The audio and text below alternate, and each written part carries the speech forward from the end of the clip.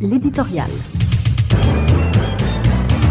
Mine de rien, Haïti va entrer dans une étape cruciale du moment présent sans que lui soit apportée toute l'attention requise. En effet, ce lundi 10 août 2020, c'est la rentrée scolaire, le retour des enfants ensemble, après qu'ils ont été séparés depuis le mois de mars dernier avec la déclaration de l'état d'urgence due à l'épidémie du coronavirus. Comme on sait, le terrible fléau n'a pas épargné notre pays, même en y faisant jusqu'ici moins de victimes que l'on pouvait attendre, étant donné les faiblesses chroniques de nos moyens dans les domaines hospitaliers et sanitaires. Le dernier bilan à date est de quelques 171 décès, 7 532 contaminations et 4 832 guéris. Haïti est peut-être l'un des pays, y compris dans la Caraïbe, à afficher un bilan officiel aussi modéré. Or, la rentrée des classes peut tout changer. On ne peut le nier. On n'a pas le droit de le nier. On n'a pas le droit parce que la COVID-19 semble nous avoir frappé moins sévèrement que, par exemple, la République dominicaine voisine, de procéder avec la rentrée scolaire ce lundi, comme si de rien n'était, comme si tout est normal. Pensez que justement nos voisins dominicains ne peuvent prendre aussi aisément pareille décision quand le nombre de décès est chez eux aussi élevé, 1222, et bilan continuant d'augmenter quasi quotidiennement.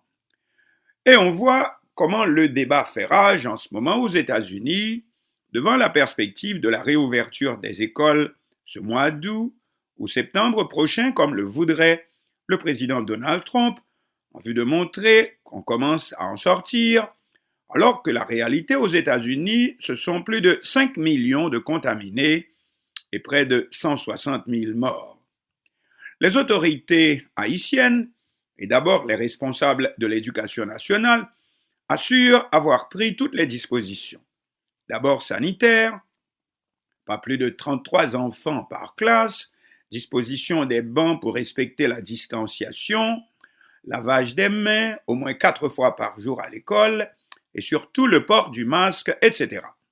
Mais il ne faut pas oublier que nous avons affaire à des enfants. Quelqu'un me disait comment éviter que l'un peut vouloir faire essayer son masque à un autre. Autrement dit, comprennent-ils tout l'enjeu de ce qui se passe? Et c'est la question principale. Est-ce que nos enfants sont bien au courant du danger? Qui les a renseignés? Qui est assez renseigné lui-même pour les renseigner suffisamment sur cette étape importante que représente le retour ce lundi sur les bancs de l'école? Est-ce que nos autorités ont été assez compétentes à cet égard? Est-ce qu'il y a, par exemple, des mots d'ordre précis passés au personnel enseignant pour l'accueil dans les salles de classe à partir du lundi 10 août 2020? Ou va-t-on traiter la rentrée de lundi comme une affaire déjà entendue, comme quoi Haïti n'est pas un pays comme les autres, et que là où les Américains, les Français, les Dominicains, là où le monde entier est en train presque de paniquer, eh bien en Haïti, vous verrez, tout se passera bien grâce à Dieu, n'est-ce pas? Du fait aussi que les enfants, c'est vrai, sont moins frappés que les adultes. En effet, on ne semble pas avoir relevé des cas d'enfants atteints par l'épidémie en Haïti. C'est pas tout à fait pareil ailleurs.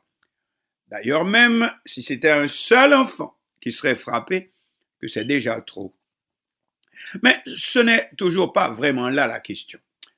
Écoutez bien, ce ne sont pas les enfants eux-mêmes qui sont en jeu, que le fait qu'ils peuvent être transporteurs, sans le savoir, du virus. En effet, ce qu'on apprend, c'est qu'on peut être contaminé, mais sans manifester, sans expérimenter les symptômes de cette maladie démoniaque.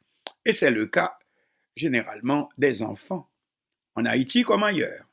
Et d'ailleurs, on pense qu'il y a beaucoup plus d'Haïtiens qui seraient porteurs du virus, mais qui, pour une raison ou une autre, qu'il reste à la science d'éclaircir, n'ont pas développé les symptômes. Ainsi, les plus en danger chez nous sont les personnes qui souffrent déjà d'une autre affection grave, comme par exemple le diabète. Ce dernier est très répandu, comme on sait, dans la population haïtienne. Et par conséquent, ce qu'il faut craindre, ce qu'il est normal de craindre à partir de ce lundi 10 août 2020, ce sont des écoliers qui peuvent contaminer d'autres d'un côté, mais surtout de l'autre côté, des enfants nouvellement contaminés et qui apporteraient le virus dans la famille, dans la grande cour, dans le profond corridor où habitent leurs parents, sans le savoir bien sûr, sans aucun signe visible, parce que, étant de la catégorie qu'on appelle asymptomatique, asymptomatique signifiant qui ne manifeste aucun symptôme. Par contre, les adultes n'ont pas cette même, disons, protection naturelle, voire les gens âgés ou souffrant déjà d'un mal comme le diabète ou autre. Bien sûr, cela a l'air d'un tableau catastrophique que nous évoquons là. Or, cela se passe déjà exactement comme ça ailleurs, comme par exemple, c'était le cas à New York en juin dernier, et plus ou moins aujourd'hui le cas en Floride. Bref, tout se passe pour cette rentrée scolaire de lundi prochain en Haïti, comme si tout cela était presque normal. Peu de jours auparavant, le Premier ministre haïtien n'a-t-il pas sonné la fin de l'état d'urgence sanitaire et donc de la période de confinement avec une facilité qu'aucun autre pays de la Terre ne peut probablement se permettre. Et puis voici la rentrée scolaire ce lundi, qui va se passer sur le même ton. Haïti, c'est pays bon Dieu bon. Mais et si cela ne se passait pas comme on l'espère, qui en assurera la responsabilité? Encore le bon Dieu, peut-être. Que Dieu protège en effet nos enfants.